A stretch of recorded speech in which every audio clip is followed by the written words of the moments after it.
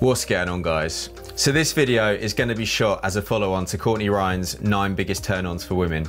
Now, she made a lot of points that I liked, but it's particularly going to be her points that she made around confidence, which is what I'm going to focus on in this video. I'm going to take everything that she said that I agreed with, and then I'm going to talk about how you can apply that to your everyday dating life. So the first point that she made that I really liked is that confidence doesn't come naturally to everybody. I think we as a society have massively misinterpreted confidence, and I think what we've decided is that confidence is something that you either are or something that you're not. And this means that a lot of guys put on this really arrogant front. They ignore everything that they don't feel confident doing, they ignore everything that they don't like about themselves, they push it to the side, and they try and put on this really strong projection of this alpha male because that's what they think confidence is, and that's what they think confidence is projected as being. Let's do some work now. Firstly, let's redefine confidence. Confidence isn't a descriptive word. Confidence is something that you feel. Confidence is a state that you go into when you're doing something that you know that you love, or confidence is something that you feel when you know you're doing something that you're really good at. But something that you haven't considered. Confidence comes when you're okay with failing. Confidence comes when you're okay with being a little bit out of your depth. So think about something that you do in life that you feel great doing. The reason why you feel great doing it is because you know if you fail, it's going to be okay. The reason why you feel great when you do it is because you know that if the worst possible scenario happens, you're still going to be strong, you're still going to be good, and you're still going to be great because you're okay with accepting that failure. But when you don't feel confident doing something, you know that that failure is going to make you feel worse. You know that that failure is going to knock you down. Well, let's change that. Let's accept that it's okay to fail. And let's also accept that it's okay to not feel confident doing something. First time you do it, you're going to feel a little bit out of your depth. You're probably going to feel a little bit challenged and a little bit insecure. Great news is, once you've accepted that and you've become okay with that feeling of failure, you're going to begin to feel a lot more confident. Firstly, because you're going to realize that it's okay to fail and it's okay to not be perfect. But second of all, your confidence is going to grow because by accepting that it's okay to fail, you're now going to begin to progress. So let's not think that we have to be confident all the time. Let's say, do you know what? That wasn't perfect. I'm okay with it. Let's say this is a situation where I don't feel comfortable, but do you know what? I'm absolutely okay with it. That will help, that will do so much to make you feel more confident. Second point that she made that I really liked is to be secure with what you have to offer. I find this one crazy. Guys have these really strong perfectionist tendencies, and they think that they need to be tall, muscular, earn loads of money, have an amazing car in order to be attractive. And of course, if you really subscribe to the idea that women are hypergamous, then that's what you're going to think that you need to be. But ask yourself, if that was really the case for a woman that you were interested in, and in order for her to be really attracted to you, you had to have all those things, would you really want to date her? Or would you actually just think that it's probably more effort than it's actually worth? So let's think about it again in a different way. Every single one of you watching this video has got strengths that no one else will have in the way that you do. Every single one of you watching this video is going to be able to offer something that nobody else can. So firstly, let's appreciate that. You're unique and you're fucking awesome and you're fucking powerful just because of that. But now let's think about why that's such a powerful thing. When you start projecting yourself as who you actually are, and when you start putting out in the world what you know you can actually offer, something powerful is going to happen. Less women are going to be attracted to you. But the women that are attracted to you are going to be the right women because they're going to see what you actually truly have to offer and they're going to think, now that is what I'm looking for. So I'm speaking from personal experience here.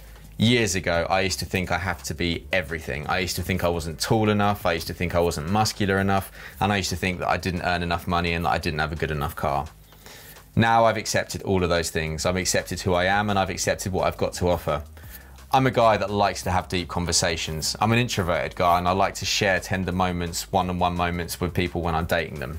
Not every woman's gonna like that, but when I spend time with women that do like that, the dates are powerful. The dates are awesome because I'm being who I actually am and putting out in the world what I can really offer.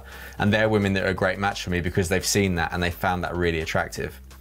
By contrast, when I was younger and I used to try and project myself as being something, I'd either attract girls with similarly bad levels of self-worth that thought they should be with someone who had all of those things, or I'd attract no women because who I was actually being wasn't actually something that I could have to offer. So change it. Accept that your uniqueness is going to be where your power comes from. project that, and I promise you that you won't be as attractive as you were before, but you will be incredibly attractive to the right people. The third point that she made that I really liked is that confidence is self-love. Guys tend to think that self-love isn't something that's important. And by doing so, what they begin to do is they create a state for themselves where they need to be speaking to people, hooking up with people, messaging people in order to feel good enough, or in order to feel like they're worthy of love. And of course, this is never ever going to work. And what really tends to happen is that most guys, when they start to meet someone that they like, or they start to meet someone that they're interested in, will begin to form attachments. And of course, attachments are completely unhealthy. So if you have two people that don't love themselves and you have two people that aren't okay with being themselves, you're basically creating a half. You're basically creating half a relationship or half an interaction, because you've got two people that haven't fully self-expressed and you've got two people that aren't fully comfortable with being themselves. It's a recipe for absolute disaster, and it's never going to work. Attachments are dangerous, attachments can be toxic, and attachments are why you often see the same cycles repeat in your dating life. If you haven't addressed self-love and learnt to become okay with yourself, you're just going to be in cycle after cycle, because your self-worth is always going to be needed to be propped up by other people. So instead, whenever I work with a guy for the first time when we're doing coaching work, I want them to be abundantly clear on what it is in their life that brings them fulfillment. I want them to be abundantly clear on where they would like to be and what they would like to achieve. It's vital to set goals, it's vital to have objectives, and it's vital to have things in your life that you enjoy doing and you feel good doing. So rather than looking to women or looking to people that you date in order to give you that worth, focus on yourself, develop, reach your goals, and spend time doing the things that you love, because it's going to be that which gives you the self-love, and then that which gives you the confidence in your dating life. And then the final point that she made that I really agreed with was about negativity in her YouTube comments. I've been really lucky. I don't get a lot of negativity, but every now and again I'll get hit with a comment. And when I read that comment, I tend to think two things. Firstly, I think you disliked it that much that you sat through the whole video just to throw that comment. Or have you not got bigger things or more important things to worry about in your life? But I think for me, when people drop negative comments, and this may be possibly on YouTube or a social media platform, but it may also be when a guy's interested in a girl and she says that she doesn't want to take it further, rather than accepting it, he then lashes out. And I think the reason for such a strong reaction is because it reflects that something else is not bringing fulfillment in that person's life. And rather than looking at that and addressing what they could need in order to get that fulfillment, the easiest thing to do is to lash out, throw a shade, swear at someone, because just for that split second when you do that, you feel better. But actually the reality is completely the opposite. You stay in that negative cycle. You walk around still with that sign on your head that says, fuck you world, fuck you everybody. And you're not going to be attractive. You're not going to bring people into your life, and you're not going to feel confident because you're just stuck and you're wading through your own negativity. I always say to people, if you can't be attractive straight away, focus on speaking to people and making them feel 10% better just because they've had a conversation with you. And what that will really do will be that you'll begin to stop seeing yourself as having any negativity. And instead you'll really begin to see the positivity that you can bring into your life, and the positivity that you're bringing into other people's lives as well. So lose the negativity, lose the negative comments, because it just keeps you in a cycle which is going to be no way positive for your development.